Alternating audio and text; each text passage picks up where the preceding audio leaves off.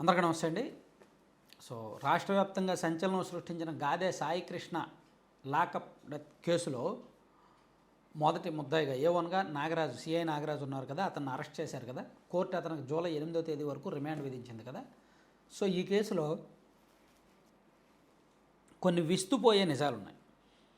ఈ కేసు దర్యాప్తుకి ప్రభుత్వం సిట్ వేసింది కదా. ఆ సిట్ దర్యాప్తులో భాగంగా కొన్ని సంచలనమైన అంశాలు బయటకు వచ్చాయి. సో ఆ నాగరాజు గారి రిమాండ్ రిపోర్ట్లో వాళ్ళు పేర్కొన్న అంశాలు మనం ఒకసారి చూస్తే, సో రిమాండ్ రిపోర్ట్ మొత్తం చదివాము. దీనిలో వాళ్ళు చెప్పింది ఏంటంటే, first while producing the marginally noted accused I respectfully submitted that therefore అని చెప్పి మొత్తం దీనికి స్టార్టింగు. ఇందులో కొన్ని పాయింట్లు చాలా వ్యాలిడ్ పాయింట్లు ఉన్నాయండి. అసలు నాగరాజుని సాయికృష్ణని ఎప్పుడు తీసుకొచ్చారు, సో ఏం చేశారు పోలీస్ స్టేషన్లో, ఇవన్నీ కూడా ఇచ్చారు. ఒక పాయింట్లో వాళ్ళు ఏం చెప్పారంటే, 8వ పాయింట్, లోయ Nagaraju head constable number 405 and station house duty officer stationery regarding the taking over custody of the deceased. అంటే సాయికృష్ణకు సంబంధించి కస్టడీలోకి తీసుకోవడానికి లోయ నాగరాజు హెడ్ కానిస్టేబుల్కి అప్పచెప్పారు.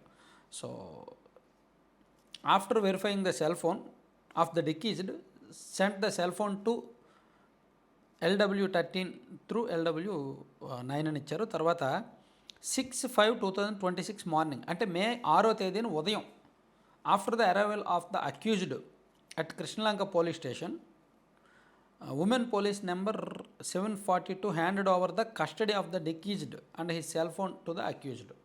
సో 6/5/2026న ఎవరు ఇందులో డికీజ్డ్ అంటే సాయికృష్ణ అనమాట. ఆ సాయికృష్ణకి సంబంధించిన సెల్ ఫోను అండ్ అతనికి సంబంధించిన డీటెయిల్స్ అన్నీ కూడా సిఐ నాగరాజుకి ఇచ్చారు. After the deceased were taken into custody and handed over the accused on 6/5/2026, he was required to be produced before the jurisdictional magistrate without unnecessary delay and within the time prescribed by law. ఇక్కడ actually 6వ తేదీన అతను అదుపులోకి తీసుకున్నప్పుడు 24 గంటల్లోగా కోర్టులో ప్రవేశపెట్టాలి, magistrate ముందు ప్రవేశపెట్టాలి. However, the deceased was not produced before magistrate and no lawful explanation for such non-production has been forthcoming. During the first week of May 2026, upon coming to know that the deceased has been apprehended and brought to the Krishnalanka police station, mother of deceased went to the police station and found the deceased confined in the lockup with visible fatal injuries on his person. When she requested to the accused to release his son, the accused allegedly threatened her and dire consequences and abused her filthy language. So ఇది ఏదైతే ఆ తల్లి Vijayalakshmi press మీట్లో చెప్పారో, ఇక్కడ remand రిపోర్ట్లో కూడా అదే వేశారు. సో అతను ఆ తల్లి పోలీస్ స్టేషన్కి వెళ్ళి చూసినప్పటికీ ఆ నాగరాజు సాయికృష్ణ ఒంటి మీద నిండా దెబ్బలు ఉన్నాయి. ఆ దెబ్బలు ఉండడం ఆ తల్లి చూసి తలడిల్లిపోయి నా కొడుకుని విడుదల చేయండి అని అడిగితే ఇతను నాగరాజు అసలు పట్టించుకోలేదు, తిరిగి తల్లినే మందలించాడు అని రాశారనమాట. So LW1 informed her sister, LW2 and advocate. So ఇక్కడ మొత్తం మీద దీనిలో వాళ్ళు పేర్కొన్న కీలకమైన అంశాలు, అంటే నేను పాయింట్ టు పాయింట్ చదవలేను కానీ చాలా వ్యాలిడ్ అంశాలు ఏంటంటే, వీళ్ళు లాకప్ డెత్ని కన్ఫర్మ్ చేశారు, పోలీస్ కస్టడీలో ఉన్నప్పుడు చిత్రహింసలకు గురి చేశారు అనేది రిమాండ్ రిపోర్ట్లో కన్ఫర్మ్ చేశారు. ఇందులో మొత్తం నాగరాజుదే కీలక పాత్ర అనేది కూడా కన్ఫర్మ్ చేశారు. ఎవరైతే సిఐ నాగరాజు ఉన్నారో అతనే కీలక పాత్ర అనేది కూడా కన్ఫర్మ్ చేశారు. So L1 stated that when she requested to the accused to release the deceased from the police custody, the accused abused her in the filthy language and threatened her with dire consequences. అంటే అక్కడున్న కొంతమంది కానిస్టేబుళ్ళు కూడా, కొంతమంది సిబ్బంది కూడా అతన్ని విడుదల చేసేద్దాం, ఇది ఇల్లీగల్, అతన్ని పోలీస్ స్టేషన్లో పెట్టడం, టార్చర్ పెట్టడం ఇల్లీగల్ అని చెప్పినా సరే అక్యూజ్డ్ నాగరాజు వినలేదు. అండ్ ఇంకో witness, the sub-inspector of police working at Krishnalanka police station stated that he saw the deceased in Krishnalanka police station between 6/5/2026 to 8/5/2026. అక్కడ ఉన్న ఒక ఎస్ఐ కూడా 6వ తేదీ నుంచి 8వ తేదీ వరకు చూశాడంట, ఆ తర్వాత మళ్ళీ తెలియదంట. The accused submitted written instructions before the High Court అని చెప్పి efforts being made by the police to trace the deceased. Actually ఇతను మేము వెతుకుతున్నాము సాయి కృష్ణనే అని చెప్పి కోర్టులో పిటిషన్ వేశారు, కానీ అది అబద్ధం.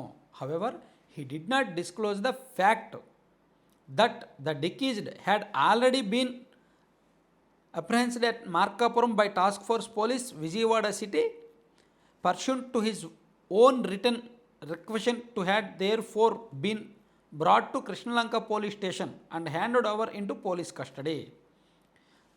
కోర్టుకేమో మాకు తెలియదు వెతుకుతాము అని చెప్పి ఇచ్చారు, కానీ వాళ్ళు పోలీస్ కస్టడీలోనే తీసుకున్నారు. మార్కాపురం వెళ్ళి పోలీస్ కస్టడీలోకి తీసుకొచ్చారు, పోలీస్ స్టేషన్లో కొట్టారు, ఇదంతా జరిగింది నిజం అని ఇచ్చారనమాట.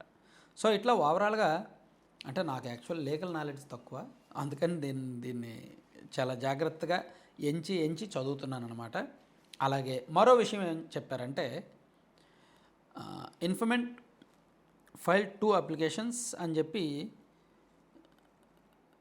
సీసీటీవీ ఫుటేజ్లు, డీవీఆర్లు, ఎన్వీఆర్లు, CCTV footages from May 1, 2026 to June 1, 2026 and CDRs of the SIM numbers అని చెప్పి వాళ్ళ సిమ్ కార్డ్ నెంబర్లు, వాళ్ళ ఫోన్ కాల్ రికార్డ్స్, అలాగే సీసీటీవీ ఫుటేజ్లు ఇవన్నీ మేము అడిగాము, కానీ సీసీటీవీ ఫుటేజ్లు అయితే లేవు.